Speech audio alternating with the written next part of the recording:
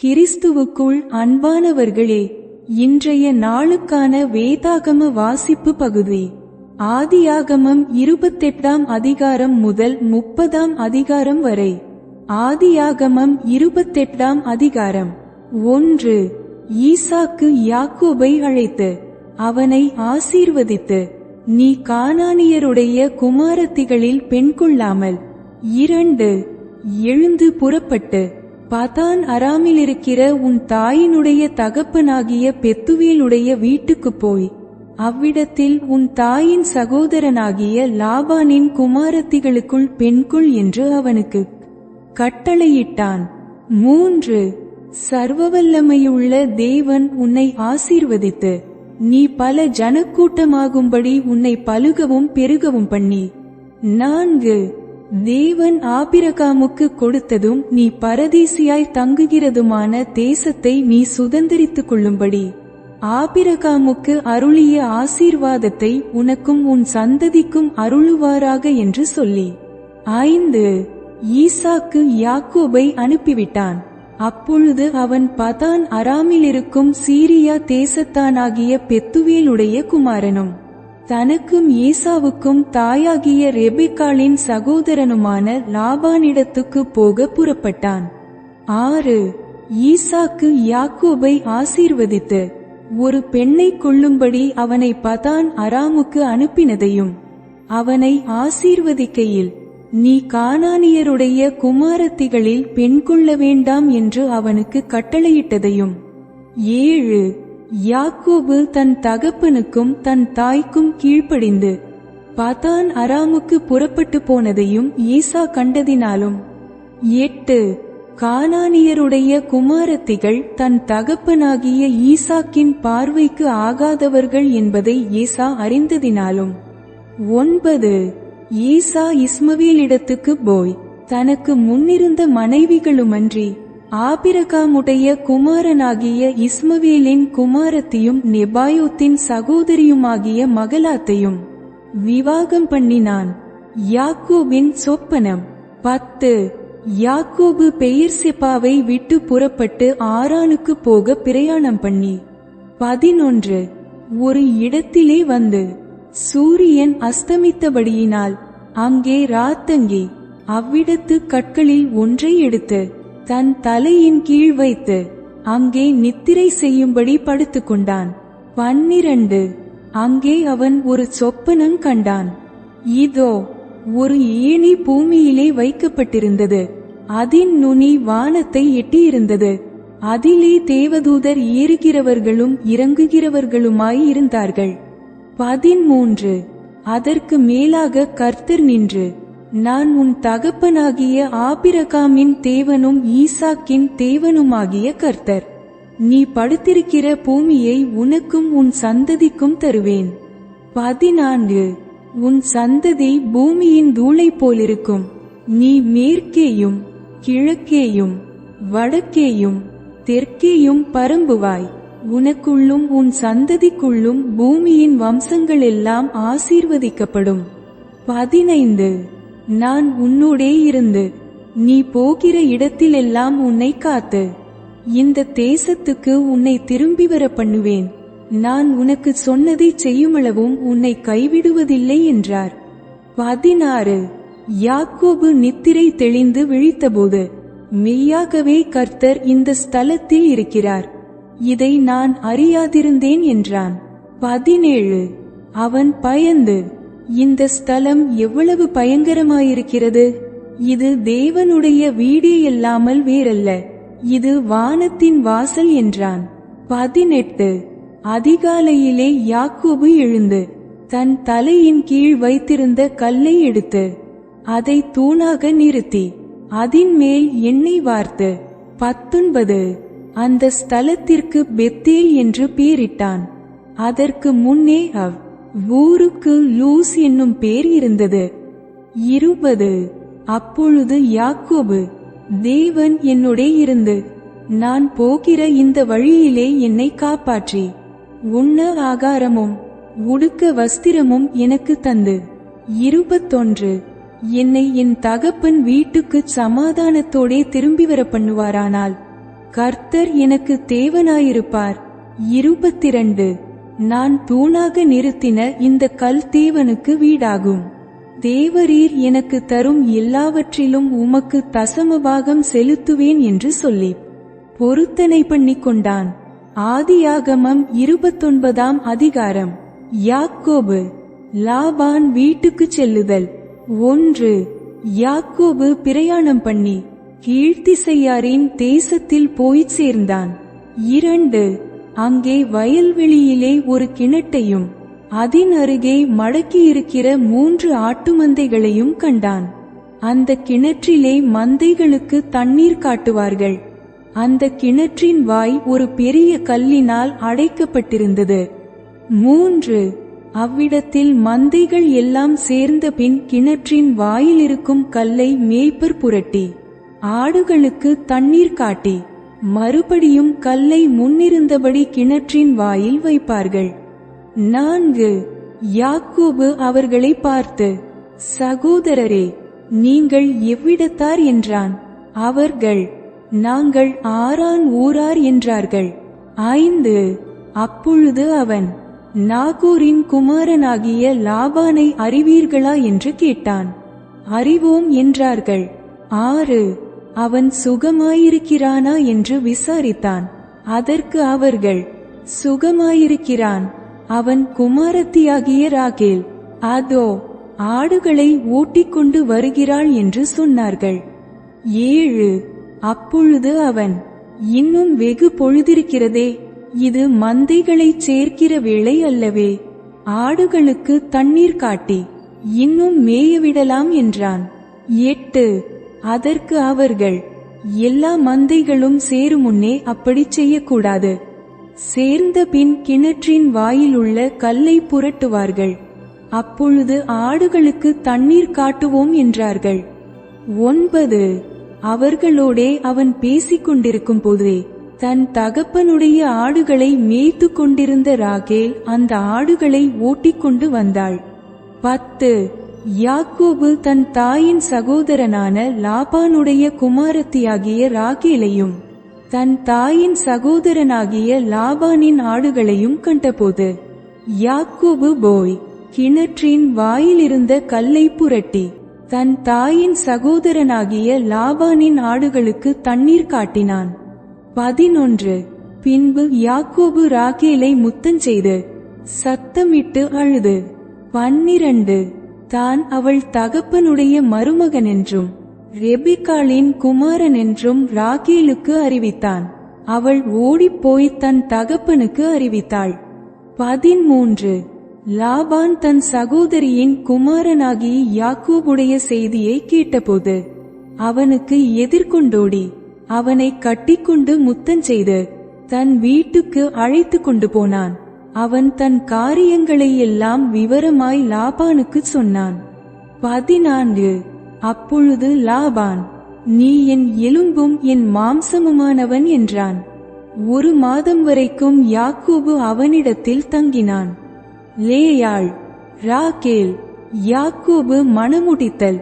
15 பின்பு லாபான் யாக்கோபை நோக்கி, நீ என் மருமகனாயிருப்பதினால் சும்மா எனக்கு வேலை செய்யலாமா? சம்பளம் எவ்வளவு கேட்கிறாய்? சொல் என்றான். 16 லாபானுக்கு 2 குமாரத்திகள் இருந்தார்கள். மூத்தவள் பேர் லேயாள், இளையவள் பேர் ராகேல். 17 லேயாளுடைய கண்கள் கூச்ச பார்வையாயிருந்தது. ராகேலோ ரூபவதியும் பார்வைக்கு அழகானவளுமாயிருந்தாள். 18 யாக்கோபு ராகேல் பேரில் பிரியப்பட்டு உம்முடைய இளைய குமாரத்தியாகிய ராகேலுக்காக உம்மிடத்தில் 7 வருஷம் வேலை செய்கிறேன் என்றான். 19 அதற்கு லாபான், நான் அவளை அந்நிய புருஷனுக்கு கொடுக்கிறதை பார்க்கிலும் அவளை உனக்கு கொடுக்கிறது உத்தமம். என்னிடத்தில் தரித்திரு என்றான். 20 அந்தப்படியே யாக்கோபு ராகேலுக்காக 7 வருஷம் வேலை செய்தான். அவள் பேரில் இருந்த பிரியத்தினாலே அந்த வருஷங்கள் அவனுக்கு கொஞ்ச நாளாக தோன்றினது. 21 பின்பு யாக்கோபு லாபானை நோக்கி, என் நாட்கள் நிறைவேறினபடியால் என் மனைவியிடத்தில் நான் சேரும்படி அவளை எனக்கு தரவேண்டும் என்றான். 22 அப்பொழுது லாபான் அவ்விடத்து மனிதர் எல்லாரையும் கூடிவரச் செய்து விருந்து பண்ணினான். 23 அன்று இரவிலே அவன் தன் குமாரத்தியாகிய லேயாளை அழைத்து கொண்டு போய் அவனிடத்தில் விட்டான். அவளை அவன் சேர்ந்தான். 24 லாபான் தன் வேலைக்காரியாகிய சில்பாளை தன் குமாரத்தியாகிய லேயாளுக்கு வேலைக்காரியாக கொடுத்தான். 25 காலையிலே இதோ அவள் லேயாள் என்று யாக்கோபு கண்டு லாபானை நோக்கி, ஏன் எனக்கு இப்படி செய்தீர்? ராகேலுக்காக அல்லவா உம்மிடத்தில் வேலை செய்தேன், பின்னை ஏன் எனக்கு வஞ்சகம் பண்ணினீர் என்றான். 26 அதற்கு லாபான், மூத்தவள் இருக்க இளையவளை கொடுப்பது இவ்விடத்து வழக்கம் அல்ல. 27 இவளுடைய 7 நாளை நிறைவேற்று, அவளையும் உனக்கு தருவேன். அவளுக்காகவும் நீ இன்னும் 7 வருஷம் என்னிடத்தில் வேலை செய் என்றான். 28 அந்தப்படியே யாக்கோபு இவளுடைய 7 நாளை நிறைவேற்றினான். அப்பொழுது தன் குமாரத்தியாகிய ராகேலையும் அவனுக்கு மனைவியாக கொடுத்தான். 29 மேலும் லாபான் தன் வேலைக்காரியாகிய பில்காளை தன் குமாரத்தியாகிய ராகேலுக்கு வேலைக்காரியாக கொடுத்தான். 30 யாக்கோபு ராகேலையும் சேர்ந்தான். லேயாளை பார்க்கிலும் ராகேலை அவன் அதிகமாய் நேசித்து பின்னும் 7 வருஷம் அவனிடத்தில் சேவித்தான். யாக்கோபின் குமாரர்கள் 31 லேயாள் அற்பமாய் எண்ணப்பட்டாள் என்று கர்த்தர் கண்டு அவள் கற்பந்தரிக்கும்படி செய்தார். ராகேலோ மலடியாயிருந்தாள். 32 லேயாள் கர்ப்பவதியாகி ஒரு குமாரனை பெற்று கர்த்தர் என் சிறுமையை பார்த்தருளினார், இப்பொழுது என் புருஷன் என்னை நேசிப்பார் என்று சொல்லி அவனுக்கு ரூபன் என்று பெயரிட்டாள். 33 மறுபடியும் அவள் கர்ப்பவதியாகி ஒரு குமாரனை பெற்று நான் அற்பமாய் எண்ணப்பட்டதை கர்த்தர் கேட்டருளி இவனையும் எனக்கு தந்தார் என்று சொல்லி அவனுக்கு சிமியோன் என்று பெயரிட்டாள். 34 பின்னும் அவள் கர்ப்பவதியாகி ஒரு குமாரனை பெற்று என் புருஷனுக்கு 3 குமாரரை பெற்றபடியால் அவர் இப்பொழுது என்னோடே சேர்ந்திருப்பார் என்று சொல்லி அவனுக்கு லேவி என்று பெயரிட்டாள். 35 மறுபடியும் அவள் கர்ப்பவதியாகி ஒரு குமாரனை பெற்று இப்பொழுது கர்த்தரை துதிப்பேன் என்று சொல்லி அவனுக்கு யூதா என்று பெயரிட்டாள். பிற்பாடு அவளுக்கு பிள்ளை பேறு நின்று போயிற்று. ஆதியாகமம் 30ஆம் அதிகாரம். 1 ராகேல் தான் யாக்கோபுக்கு பிள்ளைகளை பெறாததைக் கண்டு தன் சகோதரியின் மேல் பொறாமை கொண்டு யாக்கோபை நோக்கி, எனக்கு பிள்ளை கொடும், இல்லாவிட்டால் நான் சாகிறேன் என்றாள். 2 அப்பொழுது யாக்கோபு ராகேலின் மேல் கோபங்கொண்டு, தேவனல்லவோ உன் கற்பத்தை அடைத்திருக்கிறார், நான் தேவனா என்றான். 3 அப்பொழுது அவள், இதோ என் வேலைக்காரியாகிய பில்காள் இருக்கிறாளே, அவள் என் மடிக்கு பிள்ளைகளை பெறவும் அவளாலாகிலும் என் வீடு கட்டப்படவும் அவளிடத்தில் சேரும் என்று சொல்லி 4 அவனுக்கு தன் வேலைக்காரியாகிய பில்காளை மனைவியாக கொடுத்தாள். அப்படியே யாக்கோபு அவளை சேர்ந்தான். 5 பில்காள் கர்ப்பவதியாகி யாக்கோபுக்கு ஒரு குமாரனை பெற்றாள். 6 அப்பொழுது ராகேல், தேவன் என் வழக்கை தீர்த்து என் சத்தத்தையும் கேட்டு எனக்கு ஒரு குமாரனை கொடுத்தார் என்று சொல்லி அவனுக்கு தான் என்று பெயரிட்டாள். 7 மறுபடியும் ராகேலின் வேலைக்காரியாகிய பில்காள் கர்ப்பவதியாகி யாக்கோபுக்கு 2ஆம் குமாரனை பெற்றாள். 8 அப்பொழுது ராகேல், நான் மகா போராட்டமாய் என் சகோதரியோடே போராடி மேற்கொண்டேன் என்று சொல்லி அவனுக்கு நப்தலி என்று பெயரிட்டாள். 9 லேயாள் தான் பிள்ளை பெறுகிறது நின்று போனதைக் கண்டு தன் வேலைக்காரியாகிய சில்பாளை அழைத்து அவளை யாக்கோபுக்கு மனைவியாக கொடுத்தாள். 10 லேயாளின் வேலைக்காரியாகிய சில்பாள் யாக்கோபுக்கு ஒரு குமாரனை பெற்றாள். 11 அப்பொழுது லேயாள் ஏராளமாகிறதென்று சொல்லி அவனுக்கு காத் என்று பேரிட்டாள். 12 பின்பு லேயாளின் வேலைக்காரியாகிய சில்பாள் யாக்கோபுக்கு இரண்டாம் குமாரனை பெற்றாள். 13 அப்பொழுது லேயாள், நான் பாக்கியவதி, ஸ்திரீகள் என்னை பாக்கியவதி என்பார்கள் என்று சொல்லி அவனுக்கு ஆசீர் என்று பேரிட்டாள். 14 கோதுமை அறுப்பு நாட்களிலே ரூபன் வயல்வெளியிலே போய் தூதாயீம் கனிகளை கண்டெடுத்து அவைகளை கொண்டு வந்து தன் தாயாகிய லேயாளிடத்தில் கொடுத்தான். அப்பொழுது ராகேல் லேயாளை நோக்கி, உன் குமாரனுடைய தூதாயீம் கனியில் எனக்கு கொஞ்சம் தா என்றாள். 15 அதற்கு அவள், நீ என் புருஷனை எடுத்துக்கொண்டது அற்பகாரியமா? என் குமாரனுடைய தூதாயீம் கனிகளையும் எடுத்துக்கொள்ள வேண்டுமோ என்றாள். அதற்கு ராகேல், உன் குமாரனுடைய தூதாயீம் கனிகளுக்கு ஈடாக இன்று இரவு அவர் உன்னோடே சயனிக்கட்டும் என்றாள். 16 சாயங்காலத்தில் யாக்கோபு வெளியிலிருந்து வருகையில் லேயாள் புறப்பட்டு அவனுக்கு எதிர்கொண்டு போய், என் குமாரனுடைய தூதாயீம் கனிகளால் உம்மை கொண்டேன், ஆகையால் நீர் என்னிடத்தில் வரவேண்டும் என்றாள். அவன் அன்று இரவு அவளோடே சயனித்தான். 17 தேவன் லேயாளுக்கு செவி கொடுத்தார். அவள் கர்ப்பவதியாகி யாக்கோபுக்கு ஐந்தாம் குமாரனை பெற்றாள். 18 அப்பொழுது லேயாள், நான் என் வேலைக்காரியை என் புருஷனுக்கு கொடுத்த பலனை தேவன் எனக்கு தந்தார் என்று சொல்லி அவனுக்கு இசக்கார் என்று பேரிட்டாள். 19 அப்புறம் லேயாள் கர்ப்பவதியாகி யாக்கோபுக்கு ஆறாம் குமாரனை பெற்றாள்.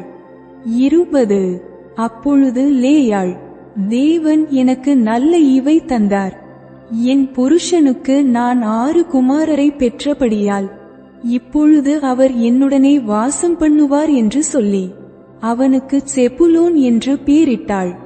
21 பின்பு அவள் ஒரு குமாரத்தியையும் பெற்று அவளுக்கு தீனாள் என்று பேரிட்டாள்.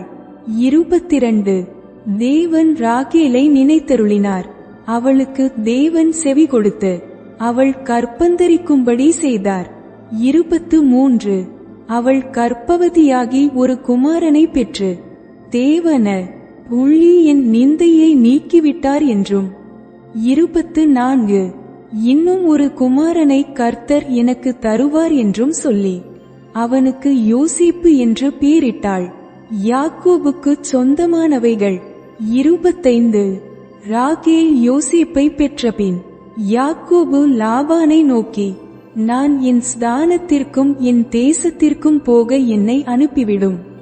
26 நான் உமக்கு ஊழியம் செய்து சம்பாதித்த என் மனைவிகளையும் என் பிள்ளைகளையும் எனக்கு தாரும், நான் போவேன், நான் உம்மிடத்தில் சேவித்த சேவகத்தை நீர் அறிந்திருக்கிறீர் என்றான். 27 அப்பொழுது லாபான், உன் கண்களில் எனக்கு தயவு கிடைத்ததேயானால் நீ இரு, உன் நிமித்தம் கர்த்தர் என்னை ஆசீர்வதித்தார் என்று குறிப்பினால் அறிந்தேன். 28 உன் சம்பளம் இன்னதென்று எனக்குச் சொல், நான் அதை தருவேன் என்றான். 29 அதற்கு அவன், நான் உம்மை சேவித்த விதமும் உம்முடைய மந்தை என்னிடத்தில் இருந்த விதமும் அறிந்திருக்கிறீர். 30 நான் வருமுன்னே உமக்கு இருந்தது கொஞ்சம், நான் வந்தபின் கர்த்தர் உம்மை ஆசீர்வதித்ததினால் அது மிகவும் பெருகியிருக்கிறது. இனி நான் என் குடும்பத்துக்கு சம்பாத்தியம் பண்ணுவது எப்பொழுது என்றான். 31 அதற்கு அவன், நான் உனக்கு என்ன தரவேண்டும் என்றான். யாக்கோபு, நீர் எனக்கு ஒன்றும் தரவேண்டியதில்லை, நான் சொல்லுகிறபடி நீர் எனக்குச் செய்தால் உம்முடைய மந்தையை திரும்ப மேய்த்து காப்பேன். 32 நான் இன்றைக்கு போய் உம்முடைய மந்தைகளையெல்லாம் பார்வையிட்டு அவைகளில் புள்ளியும் வரியும் கருப்பும் உள்ள செம்மறியாடுகளையும் வரியும் புள்ளியும் உள்ள வெள்ளாடுகளையும் பிரித்து விடுகிறேன், அப்படிப்பட்டவை இனி எனக்கு சம்பளமாயிருக்கட்டும். 33 அப்படியே இனிமேல் என் சம்பளமாகிய இவற்றை நீர் பார்வையிடும்போது என் நீதி விளங்கும். உள்ளியும் வரியுமில்லாத வெள்ளாடுகளும் கருப்பான செம்மறியாடுகளும் என் வசத்தில் இருந்தால் அவையெல்லாம் என்னால் திருடிக் கொள்ளப்பட்டவைகளாய் எண்ணப்படட்டும் என்றான். 34 அதற்கு லாபான், நீ சொன்னபடியே ஆகட்டும் என்று சொல்லி 35 அந்நாளிலே கலப்பு நிறமும் வரியுமுள்ள வெள்ளாட்டு கடாக்களையும் உள்ளியும் வரியுமுள்ள வெள்ளாடுகள் யாவையும் சற்று வெண்மையும் கருமையும் உள்ள செம்மறியாடுகள் யாவையும் பிரித்து தன் குமாரரிடத்தில் ஒப்புவித்து 36 தனக்கும் யாக்கோபுக்கும் இடையிலே 3 நாள் பிரயாண தூரத்தில் இருக்கும்படி வைத்தான். லாபானுடைய மற்ற ஆடுகளை யாக்கோபு மேய்த்தான். 37 பின்பு யாக்கோபு பச்சையாயிருக்கிற புன்னை, வாதுமை, அர்மோன் என்னும் மரங்களின் கொப்புகளை வெட்டி இடையிடையே வெண்மை தோன்றும்படி பட்டையை உரித்து 38 தான் உரித்த கொப்புகளை ஆடுகள் தண்ணீர் குடிக்க வரும் கால்வாய்களிலும் தொட்டிகளிலும் ஆடுகளுக்கு எதிராக போட்டு வைப்பான்.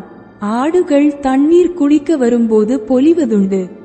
39 ஆடுகள் அந்த கொப்புகளுக்கு முன்பாக பொலிந்தபடியால் அவைகள் கலப்பு நிறமுள்ளதும் புள்ளியுள்ளதும் வரியுள்ளதுமான குட்டிகளை போட்டது.